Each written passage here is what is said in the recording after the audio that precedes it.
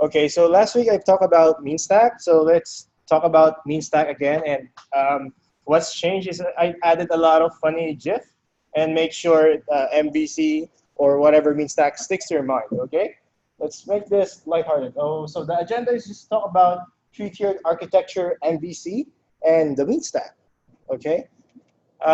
Three-tiered architecture. So before MVC, there's three-tiered architecture.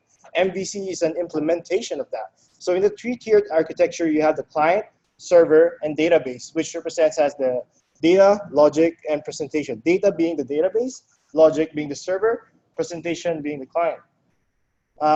So again, implementation of three-tiered architecture is the model view controller. So if you're a user, you get to interact with the view, and the view would be shown to the user. The user interacts with this and goes to the controller. The controller then goes to the model to retrieve data, and then goes back to the controller to the view, and now the user can see what the data is. You can also say that it's separated by database, server logic, client logic in the front end, and client UI, meaning the user interface. So, which I talked about a while ago, browser, let's say you're the user, you interact with the web page, web server, and then now interacts with the controller, view, model, you already know, but let's make it more simple. You know Krusty Krabs, right? In the Bikini Bottom. So think of it like a restaurant. So in the restaurant, what do you have? You have user or customers. So usually they see the view, let's say the menu or the orders, and then they line up whatever, and they see that one, the crab. Next is you would have an order taker. You can think of it as your controller. The controller would process those customers' orders, and then he would talk to SpongeBob and say, oh, go grab my data in the model. And then now in the backside, those things that you can see back in the kitchen, SpongeBob will assemble your Krabby Patty.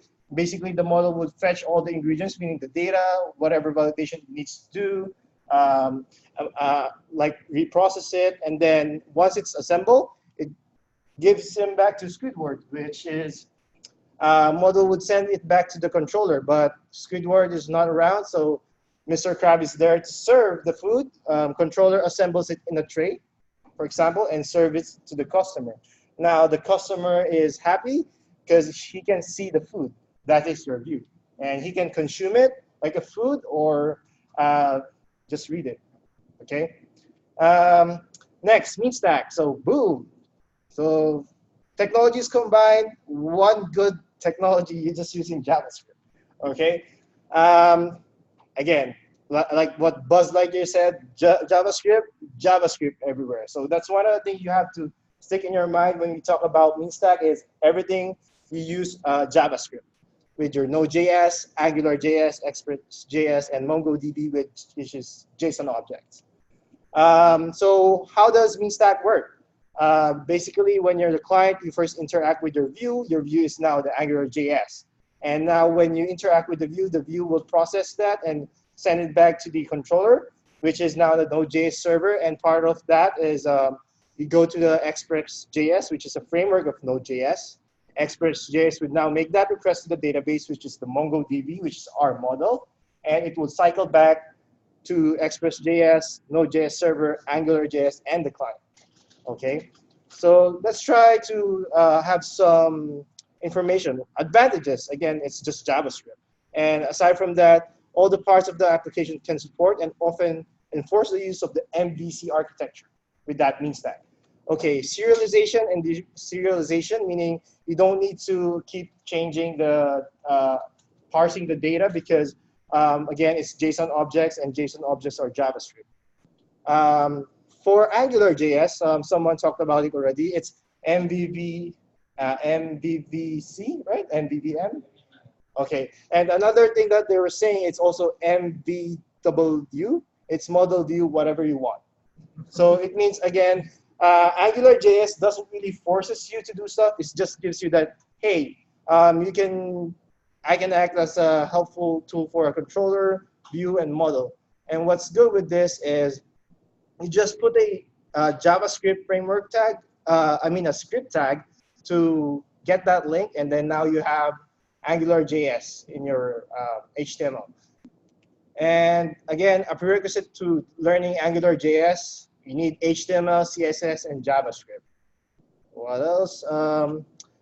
Node.js. So basically, when you do Node.js, everyone has already interacted with Node.js because it's just it's in the Chrome.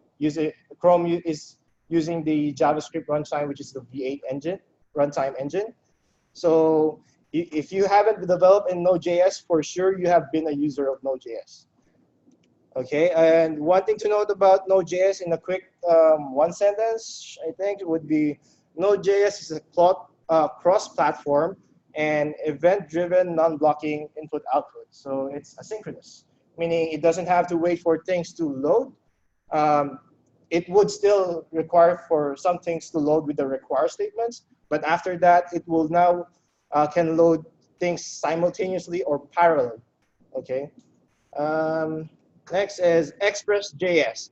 So Express.js, again, I've talked about it. It's just a framework for Node.js. It makes it easier. And last time I talked about it's an unopinionated framework. Basically, it means that it's not like Rails or Django, which are very opinionated. Meaning, in Rails and Django, they force you to do the convention. So it's saying like, oh, do it this way, do it this way. And if you customize, it's harder. Unlike if you're unopinionated, it's like, hey, here are the tools. Do whatever you want. So that's Express.js in a nutshell. Next, basically, if you have this mean stack, again, Angular, when Angular, you get a request from Angular, it goes through Node.js, and Node.js is processing or threading is done there. And then now it's sent to Express.js to do the CRUD operations, which is the create, read, update, and delete to interact with your database, which is the Mongodb. Mongodb, things to note about it, it's as simple as this. It stores data in flexible JSON-like documents, queries and indexing, and real-time aggregation. Distributed database, meaning horizontal scaling. And again, one thing to note is it's NoSQL. So unlike in SQL, you're kind of required to fill up the columns. And this one, you don't need to. You can just keep adding whatever key value pairs you want. And then JavaScript, yes. You need to learn JavaScript in 2 hours? Yes, I really want to. And because I still have some few minutes, I'm going to show you a quick Angular.js stuff, which is very quickly, it's just HTML. I haven't connected the database yet, but they are using the OLM object relation database. This guy is using ODM object document mapping. So all over them you have that concept. Otherwise, when you talk about that, people testing you. No, using this one, the quality looks like the joke about database here. They want to know the key notes from you. Yeah. So a simple Angular.js app, oopsie. Let's say this one, this is a basic HTML code, right?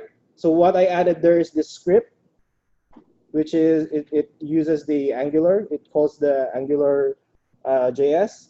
And then I just need to use some directives, let's say ng-app. And then now in my input, I add an ng.model, dash model, and let's say I put a value of person.name. And then what happens to that is whenever I put something in that input, it goes to my h1 tag in that enclosed 2 brackets. I don't know yet what it's called. So example for this one is, hello, who is there? Let's say Daniel, okay. Hello, thank you.